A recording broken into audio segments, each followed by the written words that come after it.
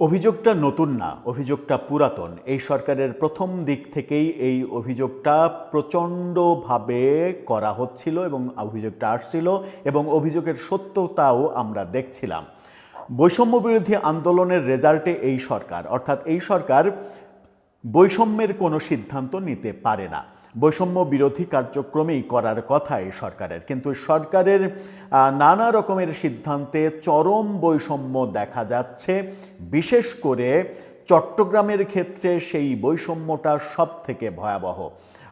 সরকারের এর আগের সিদ্ধান্তেও জানা গিয়েছিল যে সরকারের যে বরাদ্দ, সারা দেশের যে বরাদ্দ, সেই বরাদ্দের অর্ধেকেরও বেশি শুধুমাত্র চট্টগ্রামে দেয়া হয়েছে, বাকি অর্ধেকের কম সারা দেশে দেয়া হয়েছে। এই বৈষম্যের একটা অংশ আমরা দেখেছিলাম আসিফ মাহমুদ সজীব ভুঁইয়া উপদেষ্টা থাকতে তার মন্ত্রণালয়ে, স্থানীয় সরকার মন্ত্রণালয়ের যে বরাদ্দ, সেই বরাদ্দের মধ্যে বিভিন্ন জেলাতে তিনি, এমনও জেলা আছে 10 কোটি 12 কোটি টাকা করে বরাদ্দ দিয়েছেন, কিন্তু তার মুরাদনগরে একটা উপজেলার জন্য 450 কোটি বরাদ্দ তিনি দিয়েছিলেন, যখন কিনা তার প্ল্যান ছিল মুরাদনগর থেকে তিনি নির্বাচন করবেন। এছাড়া হাসনাত আবদুল্লার দেবিদ্বারে তার নির্বাচনের স্বার্থে সেখানেও 350 কোটি টাকা বরাদ্দ করেছিলেন একটা উপজেলায়। অর্থাৎ বৈষম্য বিরোধী স্লোগান যারা দিচ্ছে তারাই বৈষম্যের কাজগুলো বারংবার করছে, এই দৃষ্টান্ত আমাদের সামনে রয়েছে। এবার আবারও সেরকম একটা ভয়াবহ দৃষ্টান্তের খবর সামনে এনেছে বিবিসি বাংলা এবং বাংলাদেশের গণমাধ্যম বণিক বার্তা। তারা সেই একই বৈষম্যের কথা বলছে বরাদ্দের ক্ষেত্রে, এবং বর্তমান সরকার, প্রফেসর ইউনূসের নেতৃত্বে যে সরকার, সেই সরকার এরকম সিদ্ধান্ত নিয়েছে আবারও সেই চট্টগ্রাম কেন্দ্রিক। চলুন একটু বৈষম্যহীন সমাজে বৈষম্যের গল্পটা একটু শুনি, বুঝে দেখি কি হলো। থাকবেন পলিটিক্স টিভির নিয়মিত আয়োজনে।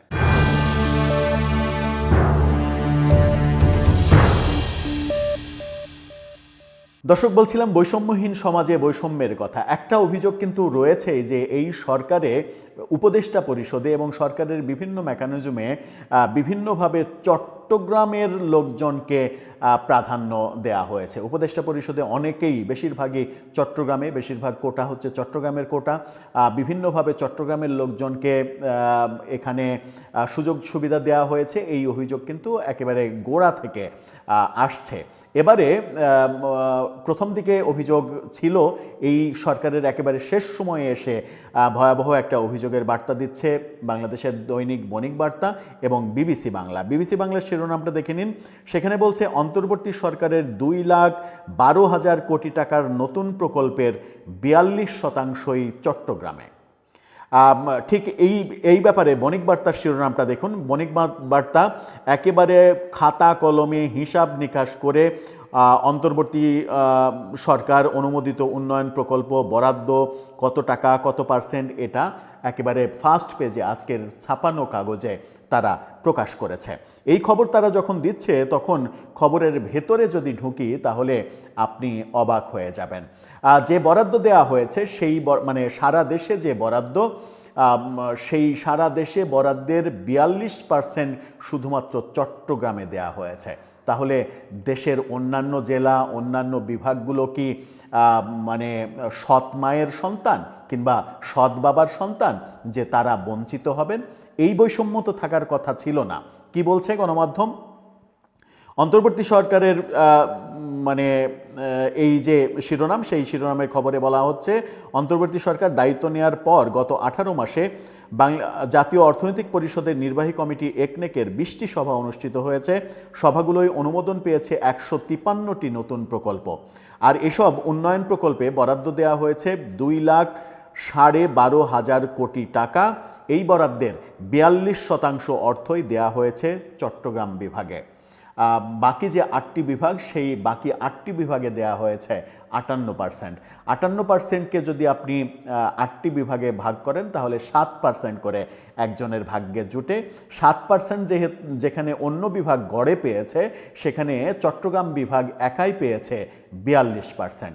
যেন চট্টগ্রামই বাংলাদেশের সব কিছু, আর যে বিভাগগুলো আছে সেই বিভাগগুলো হচ্ছে ধনচা, এদের কোনো দাম নেই, এদের কোনো মূল্য নেই। এর পরে বলা হচ্ছে যে অন্যদিকে দারিদ্র পীড়িত রংপুর বিভাগে বরাদ্দ গেছে মাত্র 2.44% অর্থ। চিন্তা করা যায়, যে বিভাগটা সব থেকে বেশি দরিদ্র রংপুর, সেই বিভাগে আপনি বরাদ্দ দিচ্ছেন মাত্র 2.44%। কারণ রংপুরে প্রধান উপদেষ্টার বাড়ি না, চট্টগ্রামে প্রধান উপদেষ্টার বাড়ি। প্রধান উপদেষ্টার একটা সম্মান আছে না, প্রধান উপদেষ্টার সম্মানকে কেন্দ্র করে চট্টগ্রামে দেয়া হচ্ছে 42%, আর রংপুর সব থেকে অনুন্নত যে বিভাগটা, সেই বিভাগে দেয়া হচ্ছে 2.44%। 2.5%ও না, আমি যে 7%-এর কথা বললাম সেটাও দেয়া হয়নি, 2.5%ও দেয়া হয়নি। অবশ্য রাজশাহী এবং বরিশাল বিভাগ বরাদ্দ পেয়েছে আরও কম। রাজশাহীতে আরও কম দেওয়া হয়েছে, বরিশালে আরও কম দেওয়া হয়েছে। রাজশাহীতে দেওয়া হয়েছে 1.38%, আর বরিশালে দেওয়া হয়েছে 0.86%। আপনি চিন্তা করেন একবার যে চট্টগ্রাম বিভাগে বরাদ্দ দেওয়া হয়েছে মোট বরাদ্দের 42%, আর বরিশাল বিভাগে বরাদ্দ দেওয়া হয়েছে মোট বরাদ্দের 0.86%। 1%-এরও 4/3 মাত্র। এই হচ্ছে অবস্থা, আর এই হচ্ছে বৈষম্য মুক্ত নতুন রাজনৈতিক বন্দোবস্ত, বৈষম্য মুক্ত নতুন একটা দেশ, যেটাকে বলা হচ্ছে বাংলাদেশ 2.0, যেটাকে বলা হচ্ছে আমরা আগে বর্বর ছিলাম, বর্বর থেকে সভ্যতায় আসলাম।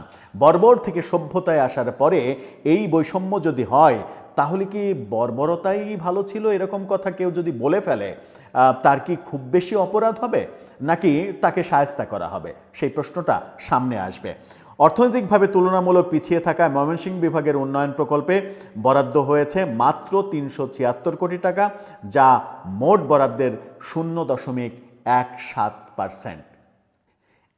বরিশালে বলছিলাম 0.86%, ময়মনসিংহে 0.17%। যেন ময়মনসিংহ একটা জায়গায় না, ময়মনসিংহ একটা উপজেলাও না, ময়মনসিংহ একটা গ্রামও না, তাকে 0.17% দেওয়া হচ্ছে। বাংলাদেশ পরিকল্পনা কমিশনের নথিপত্রে উন্নয়ন বরাদ্দে অঞ্চল বা বিষয়ভিত্তিক এই বৈষম্যমূলক চিত্র উঠে এসেছে। বিবিসি বাংলা এবং বণিক বার্তা বলছে যে এই বৈষম্যমূলক চিত্র উঠে এসেছে। ময়মনসিংহ বিভাগে দিচ্ছেন 0.17%, বরিশাল বিভাগে দিচ্ছেন 0.86%, রাজশাহী বিভাগে দিচ্ছেন 1.38%, সব থেকে অনুন্নত রংপুর বিভাগে দিচ্ছেন 2.44%, আর মহামান্য চট্টগ্রাম বিভাগে দিচ্ছেন 42%। এটাই আমাদের বৈষম্যমুক্ত সমাজ, এটাই আমাদের বৈষম্যমুক্ত নতুন বন্দোবস্ত, এটাই আমাদের বর্বরতা থেকে সভ্যতায় আসা। দর্শক, আপনার মতামত জানিয়ে লিখতে পারেন আমাদের কমেন্ট বক্সে।